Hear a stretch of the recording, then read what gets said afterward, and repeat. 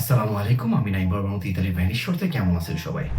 আজকে গ্লোবোর একটা বিষয় নিয়ে কথা বলবো। কিছুদিন আগে একজন ভাই গ্লোবো ডেলিভারি কাজ করে আমাকে একটা কোয়েশ্চেন করেছেন ইউটিউবে যে গ্লোবোর যে ক্যাশ টাকাটা আসে এইটার বিষয়টা নিয়ে একটু ডিটেলস বলার জন্য। বিশেষ করে যারা নতুন রয়েছেন, যারা পুরাতন তারা মোটামুটি সবাই জানেন, বাট যারা নতুন রয়েছেন তাদের এই ক্যাশ হ্যান্ডেলিংটা নিয়ে অনেক সময় সমস্যা পড়তে হয়। সো আমি একটু ডিটেলসে আপনাদেরকে বোঝানোর চেষ্টা করব যে যখন ডেলিভারি করতে গেলে কোনো কাস্টমার আপনাকে ক্যাশ টাকা দেয়, ক্যাশ মানি দেয়, তখন সেটাকে কিভাবে হ্যান্ডেল করতে হবে। প্রথম ইম্পর্টেন্ট বিষয় হচ্ছে যখন একটা অর্ডার আসে সেখানে আপনার ডিটেলস থাকে যে কাস্টমার আপনাকে কোনো ক্যাশ দিবে কিনা, অথবা রেস্টুরেন্টে আপনাকে কোনো ক্যাশ মানি দিতে হবে কিনা, পে করতে হবে কিনা খাবারটা নেওয়ার সময়। রেস্টুরেন্ট হোক, সেটা সুপার মার্কেট হোক, কারণ এখন ডেলিভারি গ্লোবো সব কিছুই সুপার মার্কেট বা অন্যান্য মার্কেট থেকেও কিছু জিনিস কেনার অর্ডার থাকে মাঝে মাঝে। সো আগে এটা দেখতে হবে অ্যাপসের ভিতরে যখন অর্ডারটা আসে, অর্ডারের কোনো ক্যাশের কোনো পেমেন্ট অথবা রিসিভ করার কোনো অপশন রয়েছে কিনা। অপশন বলতে মানে নোটিফিকেশন আছে কিনা যে কাস্টমার আপনাকে ক্যাশ পে করবে, অথবা আপনাকে রেস্টুরেন্টে বা দোকানে যে নেওয়া প্রোডাক্টটা নেওয়ার সময় আপনাকে ক্যাশ পে করতে হবে। সো যখন আমরা অর্ডার শুরু করতে যাই, মানে কাজ শুরু করতে যাই ডেলিভারি বা গ্লোবোতে, প্রতিদিন আগে দেখবো আমাদের ক্যাশ ব্যালেন্স একেবারে প্রথম পেজে গ্লোবোর। আমি এদিক দিয়ে দেখিয়ে দিচ্ছি যে আপনার স্টার্টিং এ ক্যাশ ব্যালেন্স জিরো রয়েছে নাকি কোনো অ্যামাউন্ট রয়েছে।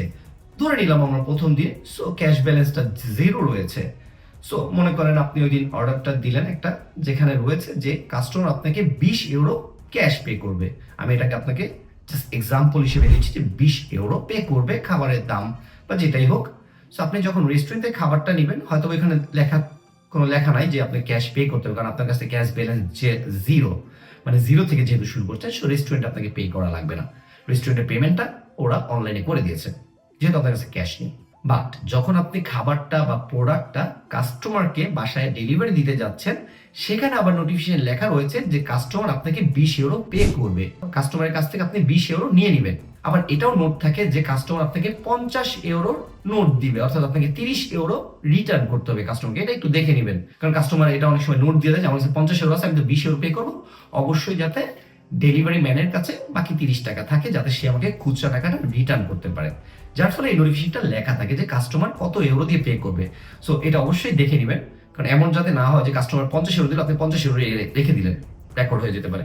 অবশ্যই কাস্টমার বোকা হলে চাইবে যে আমার বাকি টাকা কই। তো সেখানে দেখে নিতে হবে। কাস্টমার তো বলতে পারে যে 10 টাকা রেখে বাকি টাকা দাও, কিন্তু এখানে লেখা আছে যে না 20 ইউরো নিবেন। তখন আপনি কাস্টমারের সাথে বার্গেনিং করতে হবে যে না, তোর তো এখানে 20 ইউরো পে করার কথা, আমি কেন তোর থেকে 10 ইউরো নিয়ে 40 ইউরো দেবো।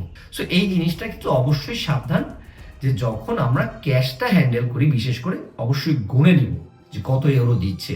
20 ইউরো হলে 20 ইউরো দিচ্ছে না, তো খুচরা দিতে পারে যে 10 ইউরো, আর বাকি 10 ইউরো কয়েন দিয়ে দিতে পারে, মনে দিয়ে দিতে পারে। সো অবশ্যই ভালোভাবে গুনে নিতে হবে, কারণ যখনই আপনি ক্যাশটা রিসিভ করলেন, রিসিভ করে যখন অর্ডারটা কমপ্লিট করে ফেলবেন, তখন দেখবেন একবার গ্লোবোর অ্যাপসের প্রথম পেজে, আমি উপরে দেখিয়ে দিচ্ছি, দেখেন যে উপরের পেজে প্রথম পেজে নিচে ক্যাশ ব্যালেন্স, যেটা প্রথমে যখন আপনি কাজ শুরু করেছিলেন জিরো ছিল, সেটা এখন 20 ইউরো হয়ে গেল এক্সাম্পল। সো জিরোর জায়গায় দেখবেন 20, অর্থাৎ 20 ইউরো ক্যাশ আপনার কাছে রয়েছে। এখন প্রশ্নটা ছিল, এই যে কাস্টমার 20 ইউরো দিল, এই 20 ইউরোটা আপনি কি করবেন? 20 ইউরোটা অবশ্যই আপনার কাছে থাকবে, না আপনার টাকা না, এটা গ্লোবোর টাকা। মনে করেন এরকম সারাদিন অর্ডার দিতে দিতে আপনি দেখলেন আপনার সর্বমোট 50 ইউরো বা 70 ইউরো হলো, এই পুরো টাকাটা আপনি রেখে দিবেন। যদি বিভিন্ন জোনাতে এরকম থাকে যে 50 ইউরোর উপরে উঠলে বা 40 ইউরোর উপরে উঠলে গ্লোবো বা ডেলিভারি আপনাকে নোটিফিকেশন পাঠাবে যে এই অ্যামাউন্ট 70 ইউরোর পুরোটাই না, হয়তো দিতে পারে যে 50 ইউরো তুমি গ্লোবোর অ্যাকাউন্টে ডিপোজিট করে দাও। ওরা একটা লিঙ্ক দিয়ে দিবে, সেই লিঙ্কে যে আপনি কোনো তামাক্কিতে যে পেমেন্টটা করে দিতে পারবেন ইজিলি। ব্যাংক ট্রান্সফারের সিস্টেম রয়েছিল কিনা আমার ঠিক এখন মনে আসতেছে, বাট আমি প্রত্যেকবার তাবাক্কিতে যে পেমেন্টটা করে দিয়েছি, ওরা যে অ্যামাউন্টটা বলে সেই অ্যামাউন্টটা পেমেন্ট করে দিয়েছি। এটা হচ্ছে একটা অপশন যে পেমেন্ট করে দিতে বললে পেমেন্ট করে দিলেন।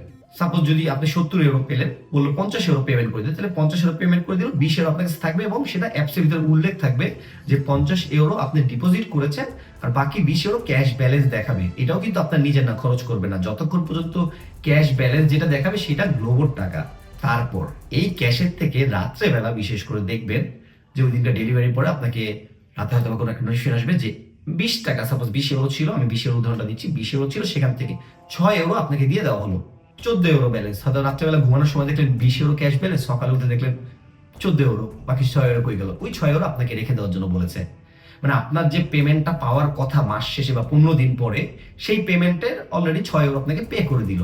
মনে করেন আপনার 15 দিনে ইনকাম হলো €200, তখন ওই দিনটা দেখাই দিচ্ছে যে €6 আপনি রেখে দেন, তখন আপনাকে €200 জায়গায় €194 পে করবে পরবর্তীতে 15 দিন পরে। মানে এই টাকাটা আপনার, যেটা দিয়ে দিল। আর বাকি যেটা ক্যাশ ব্যালেন্স দেখাবে অ্যাপসের ভিতরে, সবসময় এই অ্যামাউন্টটা সাথে নিয়ে বের হবেন পরের দিন। কারণ দেখা যাচ্ছে যখন আপনার কাছে ক্যাশ ব্যালেন্স থাকবে গ্লোবাল, সেই ক্যাশ ব্যালেন্স থেকে অনেক সময় আপনাকে রেস্টুরেন্টে পে করতে হবে, বা কোনো কিছু কিনতে গেলেন কাস্টমারের জন্য, তখন বললো যে রেস্টুরেন্টে ওই যে €14 ছিল সাপোজ, বা €20 ছিল, সেটা বললো যে এখানে এত টাকা পে করো। পুরো যদি €20 পেমেন্ট করতে না বলে, তাহলে মনে করেন €10 পেমেন্ট করতে বলে, তার মানে €10 ক্যাশ ব্যালেন্স দেখাবে, সেটা আপনি রাখবেন অবশ্যই, আবার পরবর্তীতে অন্য কোথাও পে করার জন্য, অথবা রাত্রে আপনাকে কিছুটা ব্যাক দিয়ে দিবে। ব্যাক করতে করতে যখন 15 দিন পরে সব ব্যালেন্স করা হয় অ্যামাউন্ট গুলো, তখন যেই ক্যাশ অ্যামাউন্টটা টোটাল আপনার কাছে থাকে সেটা পুরোটা আপনাকে পে করে দেওয়া হয়। ওই যে বললাম যে মনে করেন €200 ছিল, 200 থেকে 15 দিন পরে দেখা গেছে আপনার কাছে ক্যাশ আছে €40 পে করে দিল আপনার €200 থেকে, তখন বাকি €160 থাকে, সেটা হচ্ছে আপনাকে ব্যাংকে ট্রান্সফার করবে। এখানেও কথা বলি, এখান থেকে কিন্তু 20% কেটে রাখবে। এই জিনিসটা অনেকেই বুঝতে পারে না, যে আপনি যত এরোর কাজ করবে সেটার 20% আপনার গ্লোবো কেটে রাখবে। সো আমার মনে হয় আমি ক্যাশের যে বিষয়টা মোটামুটি বুঝাতে পেরেছি। তারপরে কোনো কোয়েশ্চেন থাকলে অবশ্যই আমাদের ইউটিউব চ্যানেলের নিচে কমেন্টস করবেন, ফেসবুকে নিয়ে পোস্টেও কমেন্টস করতে পারেন।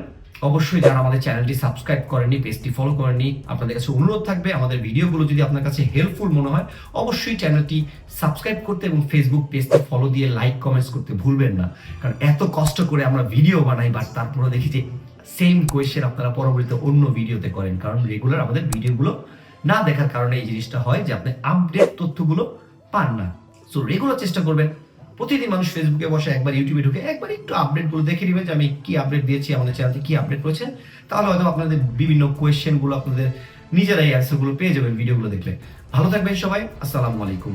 ইতালিতে যারা প্রবাসী রয়েছেন তাদের জন্য মিউজিপি অ্যাপস নিয়ে আসছে দারুণ কিছু ফিচার, যেমন ইজে ডিজোকোপাসিওনে আসেনমিও উনিকো। হাতে থাকা স্মার্টফোন দিয়ে ফ্রিতে আবেদন করতে পারবেন, সেটা আবার বাংলা ভাষায়।